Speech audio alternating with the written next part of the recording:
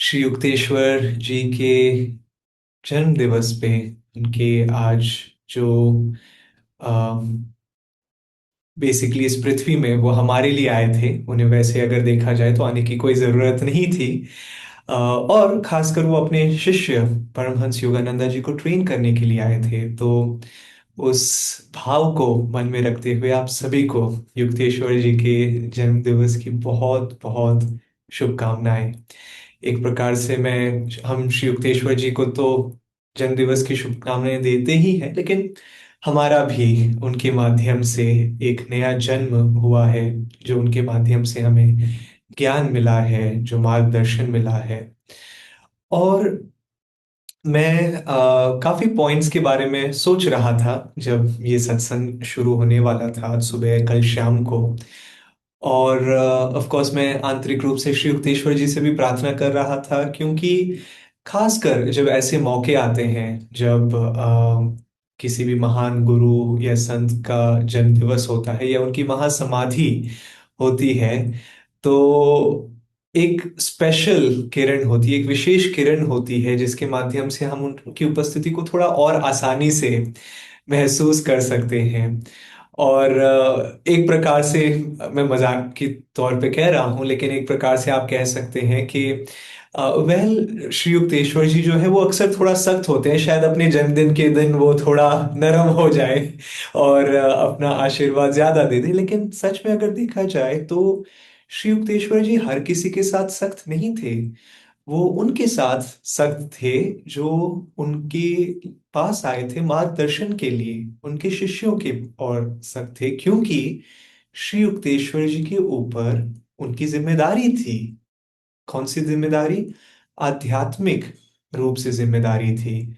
और एक गुरु जब एक शिष्य के आध्यात्मिक जीवन की जिम्मेदारी लेते हैं, एक सेकेंड में बस एक बार करना चाहता हूँ कि मेरा ऑडियो ठीक है। यस। जब एक गुरु अपने शिष्य की आध्यात्मिक जिम्मेदारी लेते हैं, तो ऐसा नहीं कि गुरु को शौक है उन पे उनको सही करने का, या ये करो या वो ना करो, लेकिन जैसे एक माता या पिता होते हैं कि कई बार एक माँ को अपने लड़के या लड़की को थोड़ा कभी कभार डांटना पड़ता है। इसीलिए नहीं क्योंकि शौक है, जो हालांकि कभी कभी उन्हें शायद सही से पता भी ना हो कि कहाँ डांटना है या कहीं कहाँ नहीं डांटना है, लेकिन खासकर गुरु जो ईश्वर के साथ एक है, उन्हें एग्जैक्टली पता है कि कहाँ पे क्या सुधार लाने की जरूरत है। और जब श्री युक्तेश्वर जी नए लोगों के साथ होते थे, बच्चों के साथ होते थे, वो आराम से हंसते थे, उनको बच्चों को चॉकलेट्स भी देते थे, ये करते थे वो करते थे। और आज मैं जो सत्संग है उसमें जो श्री युक्तेश्वर जी ने कहा था, जो मैं शुरुआत में भी कह रहा था, प्रेम के बारे में बात करना चाहता हूँ। और न कि श्री युक्तेश्वर जी का प्रेम, मैं दिव्य प्रेम के बारे में बात करना चाहता हूँ, जो हम सबको अपने भीतर जगाने की आवश्यकता है, ताकि हम ईश्वर के साथ एक हो सके और ईश्वर के साथ की दिशा में अपने कदमों को लेके जा सके। और एक कहानी मन में याद आ रही है, जहाँ श्री युक्तेश्वर जी के बारे में किसी ने कहा था, योगानंदा जी के आश्रम में जब वो अमेरिका में थे, ओ उनको जब मैं देखता हूँ या उनकी आंखों में देखती हूँ, तो मुझे बहुत प्रेम महसूस होता है। और योगानंदा जी ने कहा कि ओ उन आंखों में कोई प्रेम नहीं था। और ऐसा नहीं है कि प्रेम नहीं था श्री युक्तेश्वर जी के भीतर, लेकिन श्री युक्तेश्वर जी का जो मेन कैरेक्टरिस्टिक था वो था ज्ञान का, अनुशासन का। लेकिन ये भी हमें याद रखना चाहिए कि हर संत में हर गुण होते हैं। श्री युक्तेश्वर जी में सब कुछ था, प्रेम भी था, आनंद भी था, ज्ञान भी था। लेकिन आप कह सकते हैं कि अलग अलग संत अलग अलग दिव्य गुणों में स्पेशलाइज करते हैं।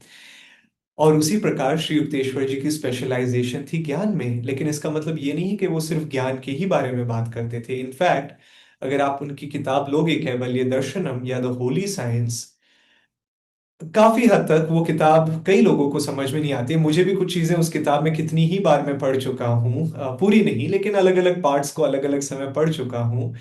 और मुझे लगता है यहाँ पे वो क्या कहना चाह रहे हैं मुझे अच्छी तरह से समझ में नहीं आ रहा, थोड़ा बहुत समझ में आ रहा है लेकिन पूरी तरीके से समझ में नहीं आ रहा है। लेकिन वहां पर भी योगानंदा जी की एक शिष्या थी, या उनके आश्रम में थी, मुझे पता नहीं है कि वो शिष्या थी या नहीं। लेकिन उन्होंने कहा, ओ, उन्हें तो कोई कठिनाई नहीं आई होली साइंस को समझने में। और योगानंदा जी ने उनके सामने कुछ नहीं कहा, लेकिन जब वो चली गई थी तो स्वामी क्रियानंदा जी योगानंदा जी के साथ में थे, और योगानंदा जी ने कहा कि मैं खुद भी जब होली साइंस युक्तेश्वर जी की किताब को पढ़ता हूँ, कैवल्य दर्शनम, मुझे भी रुक के देखना पड़ता है कि वो क्या कह रहे हैं, मुझे समझना पड़ता है कि वो क्या कह रहे हैं। तो ऐसी ज्ञान भरी किताब को लिखने के बाद वो अंत में क्या कहते हैं, मैं ट्रांसलेट कर रहा हूं थोड़ा लूजली, लेकिन वो कहते हैं कि और इस प्रकार मैंने ये दिखाया है, दर्शाया है कि ईश्वर प्रेम है। हाँ। आपने ज्ञान की इतनी सारी बातें की, कुछ ऐसी बातें की जो हम समझ तक नहीं पा रहे हैं, लेकिन आप अंत कैसे करते हैं ये बताते हुए कि मैंने इस प्रकार दर्शाया है कि ईश्वर प्रेम है। और यहाँ पे मित्रों में एक कुछ पॉइंट्स क्लैरिफाई करना चाहता हूं कि जब हम प्रेम की बात कर रहे हैं, हम मानवीय प्रेम की नहीं बात कर रहे हैं। हम वो उस प्रेम की बात नहीं कर रहे हैं जो भावुकता के द्वारा आता है, जो एक लहर की तरह ऊंचा उठता है, और जितना ही जल्दी ऊंचा उठता है उतनी ही जल्दी नीचे क्रैश भी हो जाता है, एक लहर की तरह, जैसे महासागर में होता है या नदियों में होता है। हम उस दिव्य प्रेम की बात कर रहे हैं जो श्री युक्तेश्वर जी ने और हर महान संत ने अपने जीवन में दर्शाया है, योगानंदा जी ने दर्शाया था। एक बहुत ही सुंदर कहानी मन में याद आती है, जहां पे योगानंदा जी श्री युक्तेश्वर जी के साथ थे, उनके आश्रम में थे, और उन्हें लगा कि अरे, मैं आध्यात्मिक रूप से विकसित नहीं हो रहा हूं, मैं उस प्रकार का विकास नहीं प्राप्त कर रहा हूं जैसे मैं करना चाहता हूं। और उनके मन में क्या आया, ओ, मुझे पहाड़ों में जाना चाहिए। हम सब लोग कितनी बार कभी न कभी ये सोच चुके हैं कि ओ, काश मैं शहरों में न रहता, शहर में न रहता जैसा मैं अभी रह रहा हूं, काश मुझे ये नौकरी नहीं करनी पड़ती, काश मुझे ये बिजनेस नहीं करना पड़ता, काश मुझे ये परिवार का ध्यान नहीं रखना पड़ता, काश मेरे जीवन में ये जिम्मेदारियां नहीं होती। और इसी प्रकार योगानंदा जी भी वो काश जो है वो दर्शा रहे थे कि ओ, काश मुझे इन आश्रम की जिम्मेदारियों को ध्यान नहीं रखना पड़ता, मुझे तो पहाड़ों में रहना चाहिए। और ऐसा नहीं है कि योगानंदा जी जानते नहीं थे, योगानंदा जी खुद एक अवतार थे, लेकिन वो हम शिष्यों के लिए ये लीला रच रहे थे अपने गुरु के साथ में।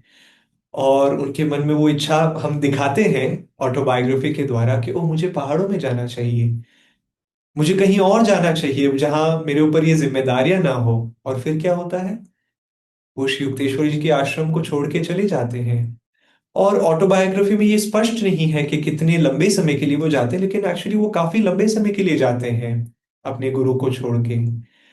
और वहीं पे वो अ, उस समय के दौरान वो राम गोपाल मजुमदार से भी मिलते हैं, द स्लीपलेस सेंट, जो संत बिल्कुल नहीं सोते हैं। वो संत भी बहुत महान संत थे, योगानंदा जी ने कहा वो भी एक परम मुक्त थे, राम गोपाल मजुमदार।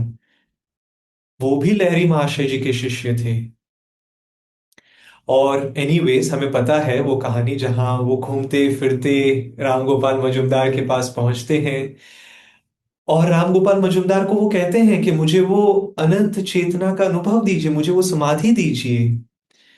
राम गोपाल मजुमदार क्या कहते हैं, ये मेरा स्थान नहीं है तुम्हें वो दिव्य अनुभव देने का, ये अनुभव तुम्हें, आपको, आपके गुरु देंगे। और फिर क्या होता है, योगानंदा जी वापस श्री युक्तेश्वर जी के आश्रम में चले जाते हैं, काफी समय के बाद, शायद साल भर के बाद। और मान लीजिए कि हमारे घर पे कोई भी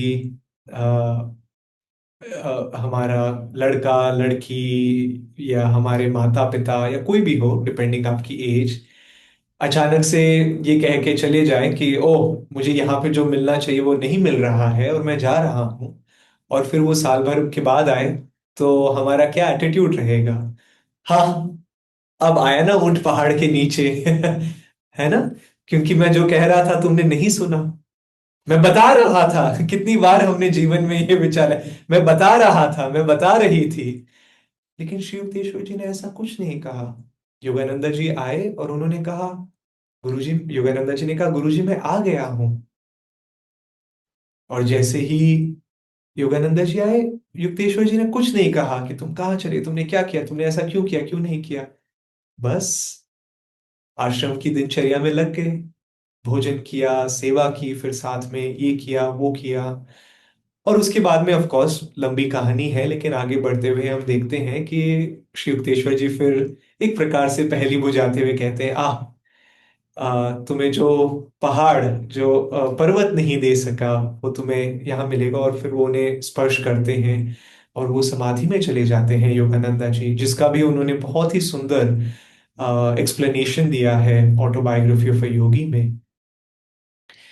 लेकिन वहां हम देखते हैं श्री युक्तेश्वर जी का दिव्य प्रेम, वो किसी भी प्रकार से थोपना नहीं चाहते थे अपनी अपने ज्ञान को, अपने सुझाव को अपने शिष्यों को सही करने में। जब तक शिष्य अपनी चेतना को खुला रख रहा था, इस उदाहरण में योगानंदा जी, तब तक श्री युक्तेश्वर जी वो अनुशासन लेके आ रहे थे। लेकिन जैसे ही उन्होंने अपना रास्ता बदला, फिर श्री युक्तेश्वर जी अपने आप को थोपने नहीं वाले थे। लेकिन फिर जैसे ही योगानंदा जी वापस आए, पूरे खुले हृदय के साथ में उन्हें स्वीकार किया। और मैं आप सबको सजेस्ट करूंगा कि वो जो पैराग्राफ्स हैं ऑटोबायोग्राफी ऑफ ए योगी में, एक योगी की आत्मकथा में, आप उसे पढ़ें और उस पर ध्यान करें। और ये दिखाने के लिए दो चीजें हैं कि एक, ईश्वर और गुरु हमें कितना प्रेम करते हैं। हम कई बार ये सोचते हैं ना कि ये मैंने गलती कर दिया, वो मुझे ये कहेंगे वो कहेंगे। लेकिन देखिए वो हमें कितना प्रेम करते हैं। लेकिन दूसरी ओर वो सिर्फ हमें दिखा नहीं रहे हैं, वो हमें ये भी कह रहे हैं कि तुम्हें भी, आपको भी इसी प्रकार प्रेम को बढ़ाना है अपने हृदय में। और इसीलिए मैं इस बात को स्पष्ट करना चाहता हूं कि जब हम प्रेम की बात करते हैं, हम मानवीय प्रेम की बात नहीं कर रहे हैं। हम उस भावुक प्रेम की बात नहीं कर रहे हैं जो उतार, जीवन के उतार चढ़ाव के साथ आता है और चला जाता है। आज तुमने मेरे लिए ये किया इसीलिए तुम बहुत अच्छे हो, आज तुमने ये नहीं किया इसीलिए तुम ठीक नहीं हो, तुम में ये खामी है, तुम में ये बुराई है। और ये कठिन है। लेकिन वो जो हम स्वाभाविक प्रेम की बात कर रहे थे, जो प्राकृतिक प्रेम के बारे में श्री युक्तेश्वर जी बात कर रहे थे, जिसके बिना हम एक कदम के आगे दूसरा कदम नहीं रख सकते हैं, ये याद रखिए कि ऐसा नहीं है कि एक दिन है और एक दिन नहीं है, ये एक यात्रा है। और हम उस हृदय को धीरे धीरे धीरे धीरे धीरे धीरे करके करके खोलते हैं, बहुत ही आराम से। तो कभी थोड़ी गलती होती है, हम सीखते हैं और फिर थोड़ा और अपने हृदय को खोलते हैं। तो गलतियां चलती रहती है, लेकिन अगर हम उस दिशा में जा रहे हैं जहां पे हम अपने हृदय को खोल रहे हैं, तो बहुत अच्छी बात है। एक और चीज जिसको लेके मैं कह रहा था या स्पष्ट करना चाहता था कि ये मानवीय प्रेम नहीं है। जैसे स्वामी क्रियानंदा जी एक बार आनंदमयी माँ के साथ में थे, और स्वामी जी ने कहा, माँ मैं इतना प्रेम महसूस कर रहा हूं अपने हृदय में। और माँ ने कहा, बहुत अच्छी बात है, लेकिन अब यहाँ पे सतर्क रहना। ये जो प्रेम है वो बाहरी जा सकता है और नीचे की ओर जा सकता है, या यही प्रेम हम ईश्वर की ओर लेके जा सकते हैं, आंतरिक लेके जा सकते हैं। और जब जब उस प्रेम की अनुभूति हो, चाहे ध्यान में चाहे दिनचर्या में, बार बार उसे यहाँ हृदय से कुटस्थ की ओर लेके जाएं और उधर ईश्वर के चरणों पे समर्पित करें। क्योंकि जो प्रेम है वो बहुत जल्दी भावुक हो जाता है, उसका नेचर है, जब तक हम ईश्वर के साथ एक नहीं हो जाते हैं। और इसीलिए इनफैक्ट योगानंदा जी ने अपने ब्रह्मचारियों को कहा था कि ईश्वर को पहले आप आनंद के रूप में प्राप्त करने का प्रयास कीजिए। क्योंकि अगर आप सिर्फ प्रेम के रूप में उनको प्राप्त करने का प्रयास करोगे, तो वो प्रेम व्यक्तिगत रूप से बन जा सकता है, वो प्रेम मानवीय हो सकता है, और वो प्रेम भावुक भी हो सकता है। और इसीलिए कम से कम मेरे लिए प्रेम और आनंद एक ही सिक्के के दो पहलू हैं, आप कह सकते हैं। जहां पे दिव्य प्रेम है, वहां दिव्य आनंद भी है। और जहां पे मानवीय प्रेम है, वहां पे कहीं ना कहीं, चाहे उसमें आनंद दिख रहा है, लेकिन कहीं ना कहीं उसमें एक प्रकार का डर रहता है कि अगर ये परिस्थिति बदल गई तो क्या, अगर ये बदल गया तो क्या, अगर ये मुझसे दूर चला गया तो क्या, अगर मैंने ये खो दिया तो क्या। तो वो वहां पे कहीं ना कहीं वो डर रहता है।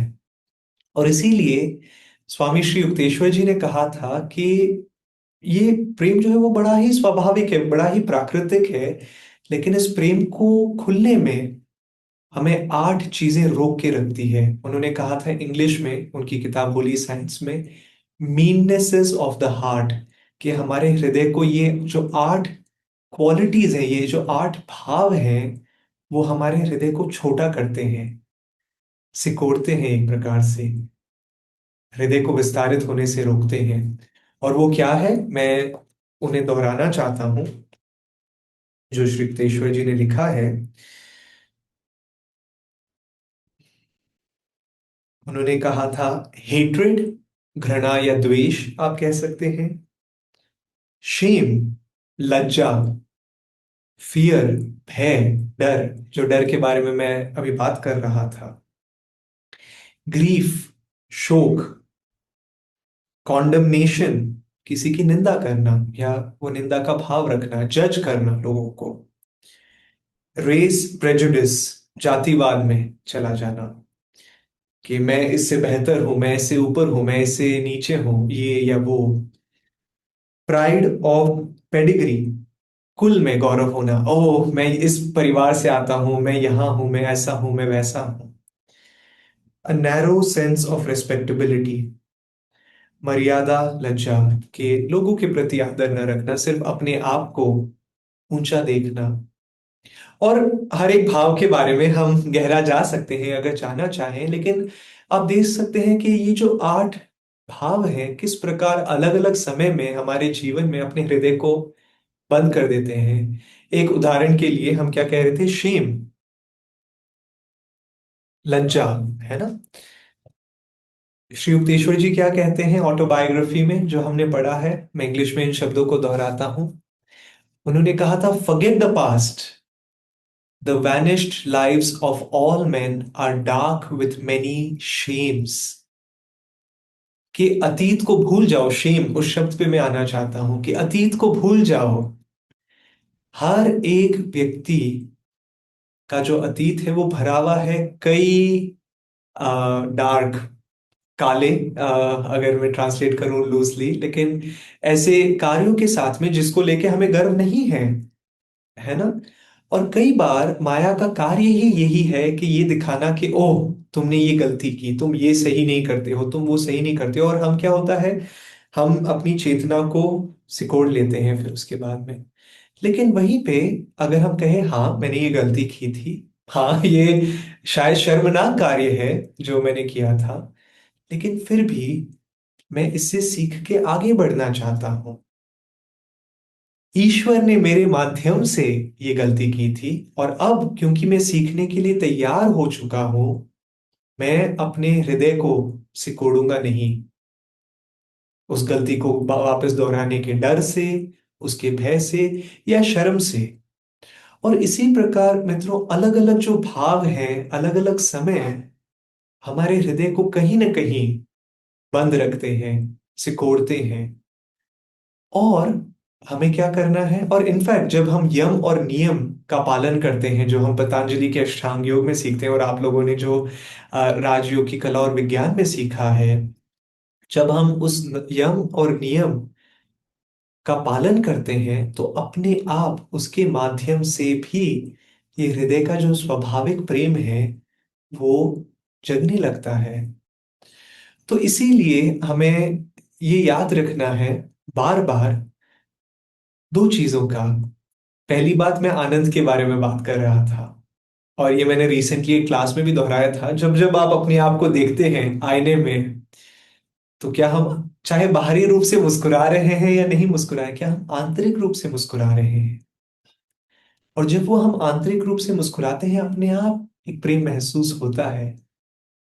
और कई बार मन में ये भी विचार आता है कि ये व्यक्ति सही नहीं है, ये व्यक्ति गलत कर रहा है, वो व्यक्ति गलत कर रहा है, जो लोग करते हैं सही या गलत।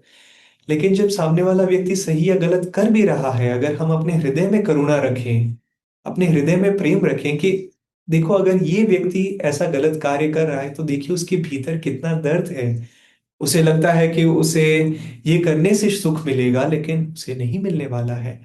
तो वही चीज जब हम किसी दूसरे को देख के हम उसे नीचा देखने की कोशिश करते हैं, वही जो विचार है वो करुणा में बदल जाता है कि हाँ वो गलत तो कर रहा है, लेकिन वही भाव हम करुणा में लेके चले जाते हैं, लेकिन उसे पता भी नहीं है कि इस गलती के माध्यम से उसको कितना दर्द होने वाला है। तो इसीलिए जब जब आप ध्यान करें, और अब मैं थोड़ा टेक्निक्स पे फोकस करने वाला हूं कि हमारे मार्ग पे खासकर हमारे गुरुओं ने इतनी तकनीकें दी है, सरल से सरल तकनीकें जो हमारे हृदय को खोलने में मदद करती है, हमारी चेतना को खोलने में मदद करती है। जैसे हम आज शुरुआत में भजन कर रहे थे, आज मैं चाहता तो हम रोज की तरह वैसे ही भजन करते, प्रभु मैं तुम्हारा मैं तुम्हारा मैं तुम्हारा, लेकिन उसके पीछे एक भाव है, एक फीलिंग है, हमारी चेतना कहाँ है। प्रभु मैं तुम्हारा मैं तुम्हारा मैं तुम्हारा, और उससे क्या होता है, हृदय खुलता है। और यही नहीं, उसके बाद में हम उसे आंतरिक लेके जाते हैं ध्यान में, ये दूसरी तकनीक है, ध्यान में जाने की तकनीक, जिससे भी हृदय का प्रेम जो है वो जागृत होता है। और हमें यम और नियम में सबसे पहला यम क्या सिखाया जाता है, अहिंसा का। और जब हिंसा का भाव रहता है तो प्रेम कैसे किया जा सकता है।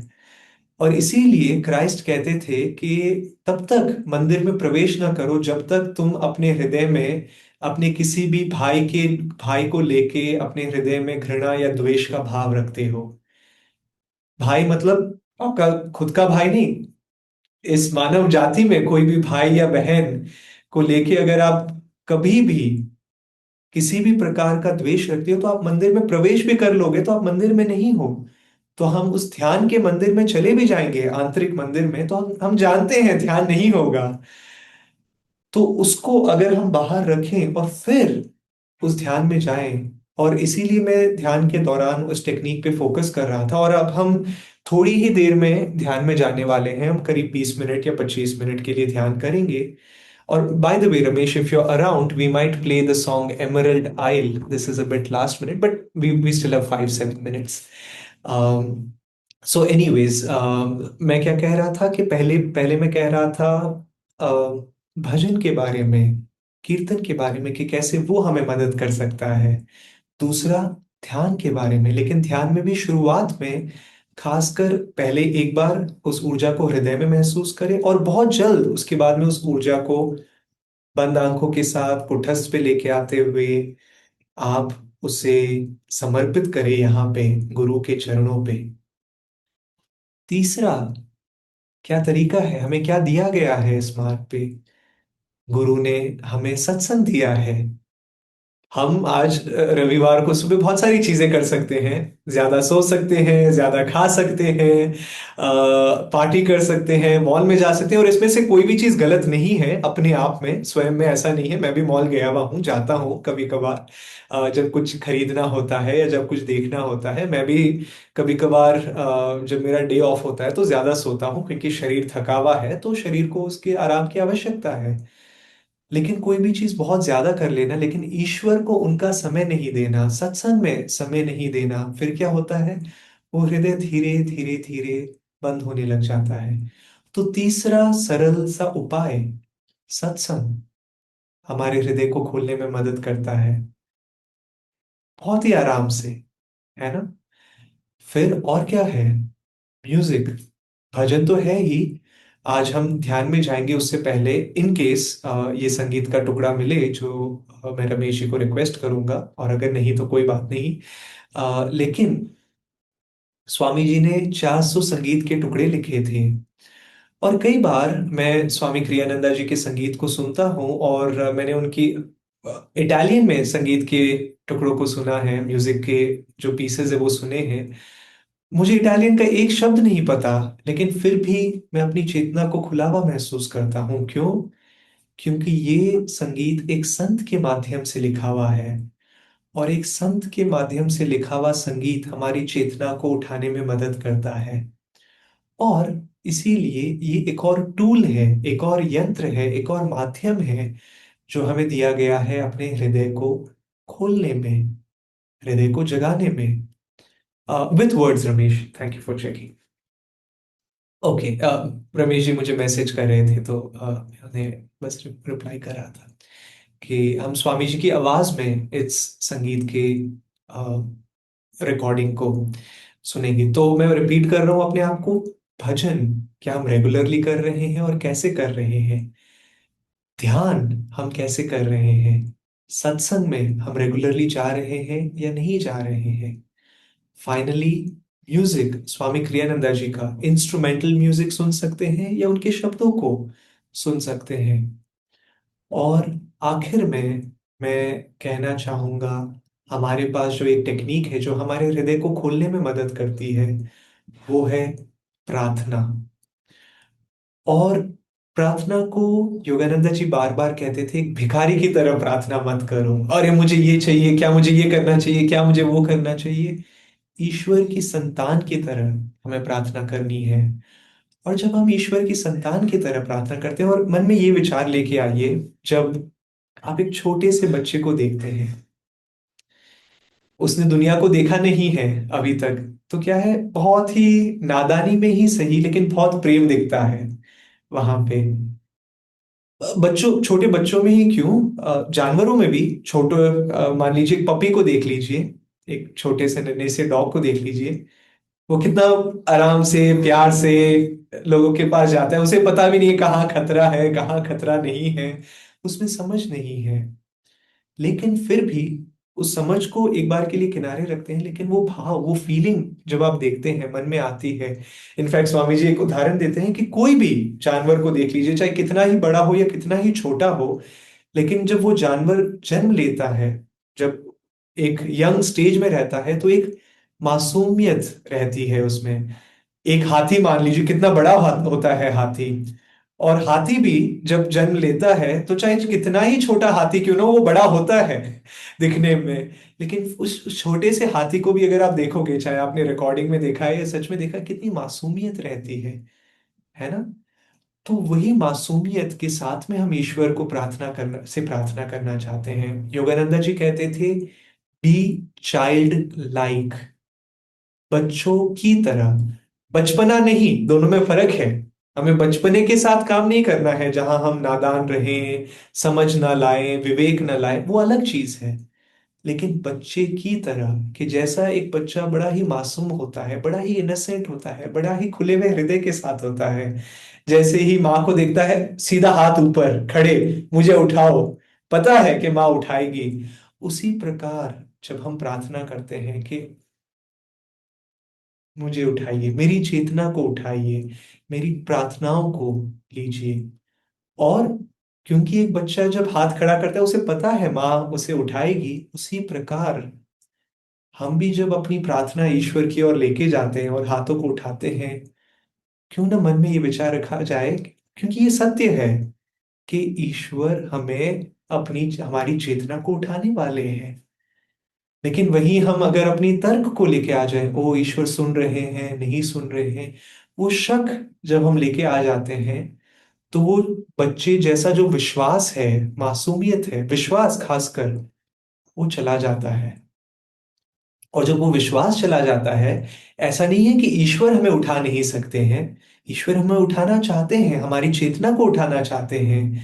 लेकिन हम कहीं ना कहीं अपनी चेतना को बंद कर देते हैं, हम अपने हृदय को बंद कर देते हैं, और फिर हम उन्हें सुन नहीं पाते हैं और वो हमें उठा नहीं पाते हैं। तो ये एक आखिरी चीज थी जो मैं शेयर करना चाहता था, कि जब आप प्रे करो भी, तो एक बड़े ही शांत, विश्वास भरे स्वभाव के साथ में प्रार्थना करें। तो इन विचारों को रखते हुए हम अगले 25 मिनट के लिए, 20 मिनट के लिए, क्योंकि मैं एक और भजन करना चाहूंगा, और मैं एक्चुअली भजन नहीं, हम सीधा स्वामी क्रियानंदा जी के संगीत के टुकड़े को सुनेंगे। लेकिन इस भाव के साथ में अब हम अगले 20 मिनट के लिए ध्यान में जाएंगे, और मैं आपको गाइड करूंगा, लेकिन इन विचारों को अपनी चेतना में जितना हो सके आगे रखें, है ना। तो क्यों ना हम एक बार सीधा फिर से आखिरी बार सीधा बैठ जाएं। और वैसे हमें हमेशा सीधा बैठना चाहिए, लेकिन आज के सेशन के लिए, ध्यान के लिए आखिरी बार सीधे बैठ रहे हैं हम।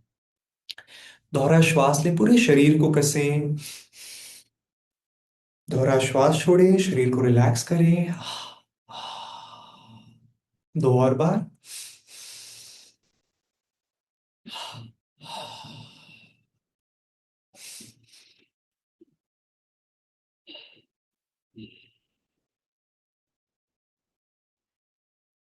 और क्यों ना हम इस समय, मैं शब्दों का प्रयोग नहीं करूंगा, लेकिन मैं आप सभी को आमंत्रित करूंगा कि आप अपने हृदय में अगले 20 से 30 सेकंड के लिए अपने हृदय की भाषा में ईश्वर से प्रार्थना करें, गुरु से प्रार्थना करें, उनकी उपस्थिति को आमंत्रित करें।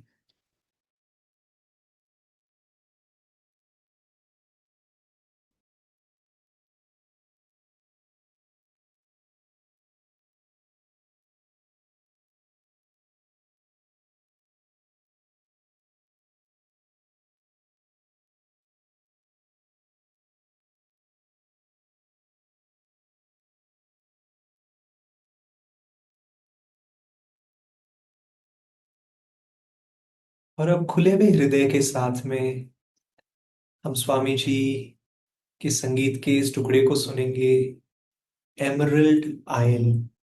और शायद हमें कोई भी शब्द समझ में आए या ना आए, क्योंकि शब्द इंग्लिश में है, लेकिन उन शब्दों के पीछे उनकी चेतना को महसूस करें, और उस धुन के पीछे भी उनकी चेतना को महसूस करें। अब हम इस संगीत को सुनेंगे।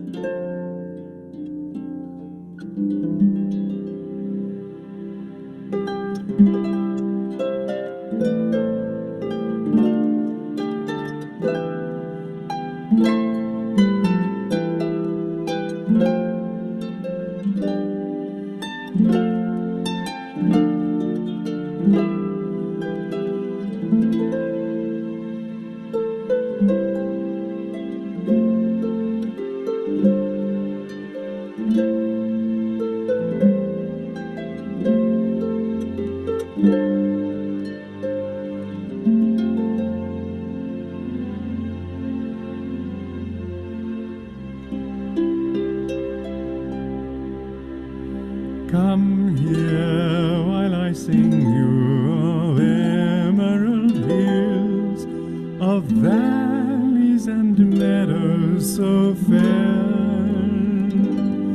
that all who have seen them have carried away memories in their hearts, friends, like the lilacs of May. Oh, my song is the story of the lilacs of May. My song is the story of deer on the hills, of larks that soar seeking the sun, of nightingales lifting the curtain of night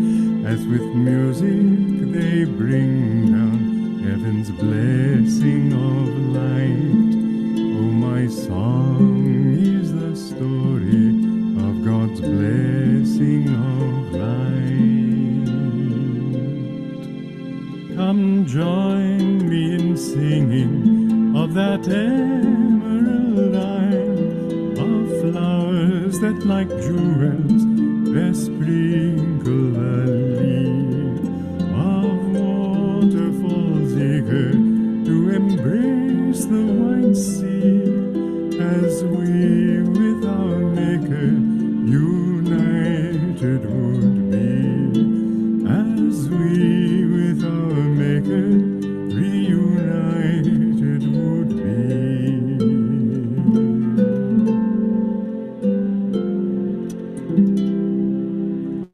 Come here while I sing you of emerald hills, of valleys and meadows so fair,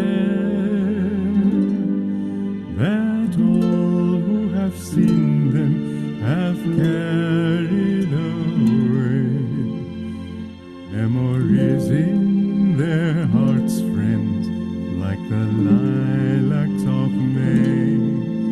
Oh, my song is the story of the lilacs of May.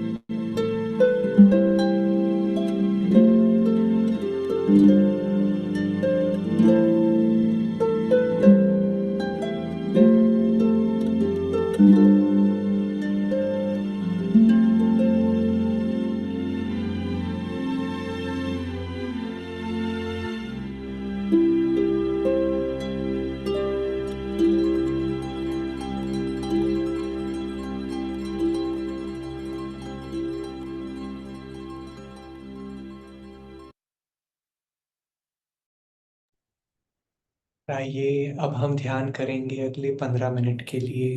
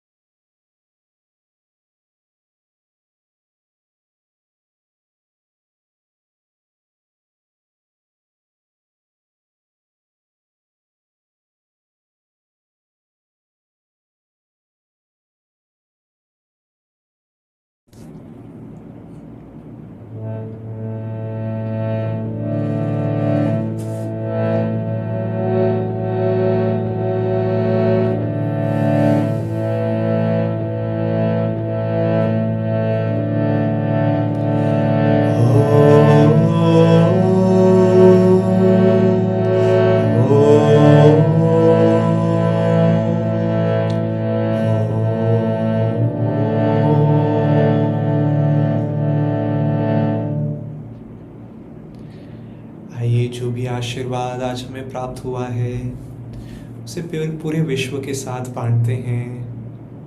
ओम की ध्वनि के माध्यम से हम 3 बार ओम का उच्चारण करेंगे, हथेलियों को रगड़ेंगे, पूरे विश्व को और सभी लोगों को मन में रखते हुए जिन्हें इस प्रेम, आनंद और शांति की आवश्यकता है।